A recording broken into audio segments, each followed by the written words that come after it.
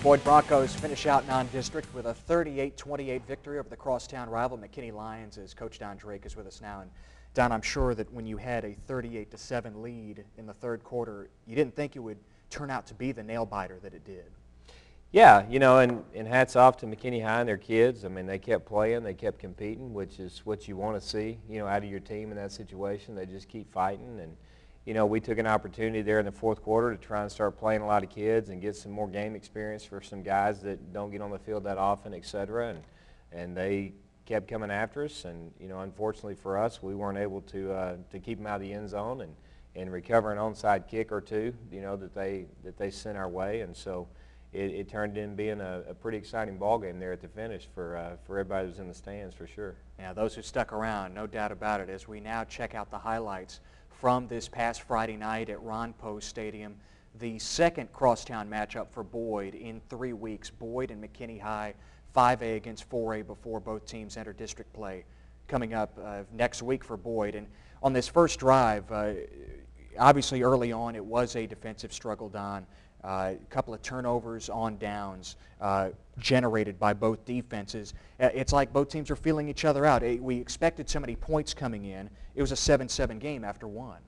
Yeah, it was an interesting first quarter, no doubt. You know, we had that great first play of the game. They got called back for the holding call, and it seemed like neither one of us could really get untracked offensively. And then all of a sudden, we both scored, you know, back to back right there. And you go in the second quarter, and I think it was 7-7 with like 4.5 minutes to play in the second quarter. This is what was the first score of the game. Curtis Ladd finding Calvin Howard out of the slot, 60 yards for the score, 7-0 Boyd on top.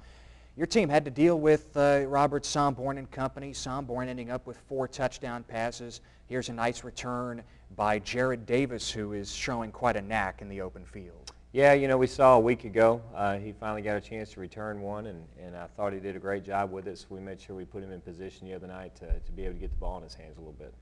Brian Driscoll had a night that most running backs dream about. He ended up with 40 carries, 340 yards. What impressed you about Driscoll on Friday? Well, I think the stamina is the big thing. You know, I kind of expected to be able to give Brian the ball 30 times in a game, you know, and wanted to be able to do that, but to carry it 40 times was not really something I anticipated, and it happened, and it looked like he held up pretty well. So that big hit, Tanner Larson upending Red Shannon, flipping end over end. Shannon would still come back even though he was on crutches on the sideline. The second quarter was where this game was won, Don.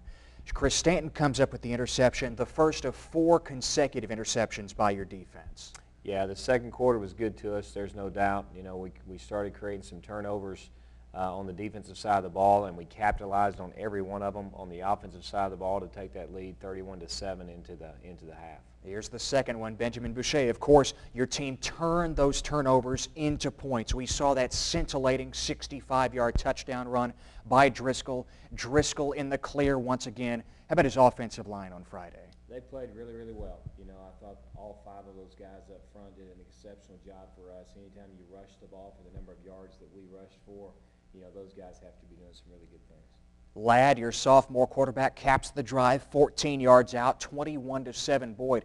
Ladd, your leading rusher a week ago, beg your pardon, he had 70 yards on 7 carries on Friday night. Yeah, it's exciting to see him doing some good things with his feet. You know, that's such a crucial part to our offense to have that guy that can be a runner and a passer, and I think in the last couple of weeks he's shown that he's very capable of doing that. Dalen Markham, the junior safety, comes up with a tip drill interception, setting up your offense with a short field. Driscoll plows in from 4 yards out, 28-7, and yet your defense wasn't finished. Final minutes of this first half, Chris Stanton with his second interception of the quarter. And your team would come up with more points right before intermission as Driscoll carries into McKinney territory, just dragging tacklers, weaving his way in and out of traffic. You wanted 6 on this final drive. You ended up with 3. Yeah, we got down there with the clock winding down, and I got kind of nervous. We had about 8 seconds on the clock, and you know, I was trying to make a decision about which one I wanted to do, to throw it in the end zone or take a chance to run, and we decided to throw it, and then with a little bit of time left, kick the field goal. I wanted to make sure we came away with points. Sure did. 19 yards. Jared Semenk drills it 31-7 at halftime, and more the same in the third quarter as your team was able to force a turnover on downs to start. Eventually, it was another touchdown, this time by Calvin Howard, making it 38-7. Your defense forced 8 turnovers this night. Kind of ironic in that last week your offense committed 7 of them in a loss to Flower Mound. Yeah, it was kind of a difference in 2 ball games, and we talked last week about how you can't turn the ball over that many times and expect to win, and I think in our game against McKinney High on Friday night, it's kind of the same thing. It's just the reverse. It was in our favor this time, and we were able to force some turnovers, create some turnovers, and capitalize on those turnovers is the other part of it, and it ended up being a great night for us. How much respect have you gained for Robert Somborn the 2 times that you've played him now, back-to-back years? No, I love the kid. I really do. I said that a week ago that, last year as a sophomore when I watched him play, I thought he was a very competitive kid. Obviously he has a great arm. Friday night didn't work out for him as well as he had hoped, and I'm sure it was a really frustrating night for him. But the kid keeps coming out and he keeps playing, and that's what I mean by a competitor. I mean, in the fourth quarter, he could have laid it down. He could have got disconnected mentally and not been able to perform the way he did in the fourth quarter, but he didn't. He kept coming after us and kept playing and kept in tune to the game, and I'm very impressed with him. Stanton and Markham adding interceptions in the second half. 6 interceptions for Somborn for your defense, 2 fumble recoveries as well, and you were able to withstand that late rally by McKinney, scoring 3 straight touchdowns and onside kicks sandwiched in between, 38-28. Non-district over. How do you assess where you're at this point? Well, I feel good coming off of Friday night. I feel like defensively with our first group we played really, really well. I feel like offensively our execution was really good. Much better than it was the week before. Did a lot better job of taking care of the football. We established our running game. Those are important things for us heading into district play. So special teams wise, I feel like we're playing pretty well in the special teams phases. So headed into district, I feel good. Obviously, the key is you got to continue to improve week after week after week because that race is going to get tougher and tougher the longer you're in the stretch. So, but headed into Thursday night, I feel like we're right where we need to be. It is a short week. You have dealt with these many times before. Last year, that's the state of this district in 10-5A with the Garland schools. How do you approach that? I'm sure it's nothing new like we say, but how do you deal with that with one day taken out of the equation? Well, it adjusts practice a little bit on our Wednesday schedule. Monday and Tuesday will be pretty normal for us. Wednesday will be shortened up a little bit since it's the day before the game, but we'll still have to approach it somewhat with a normal Wednesday-style attitude. Full gear with the kids. Probably won't have a whole lot of contact, but it's still got to be a day of work. Normally Thursday before a Friday game is fairly laid back. It's fairly relaxed. We can't afford to do that on a Wednesday when you play on Thursday. So it'll adjust us a little bit, but not a whole lot different than what we're normally accustomed to. You open with Lakeview, a team that is winless at this point, but they seem to be making some strides the last 2 weeks. Took Sulphur Springs, Rockwall Heath down to the wire. What do you see overall from Don Willis's team? They're a much improved football team over what they were a year ago. And I wondered after I saw their first score against Plano, the first game of the season. Plano jumped on them pretty quickly and put them away pretty early. But the last 2 weeks, those kids have competed very, very well. Actually, Heath beat them on the last play of the game the other day.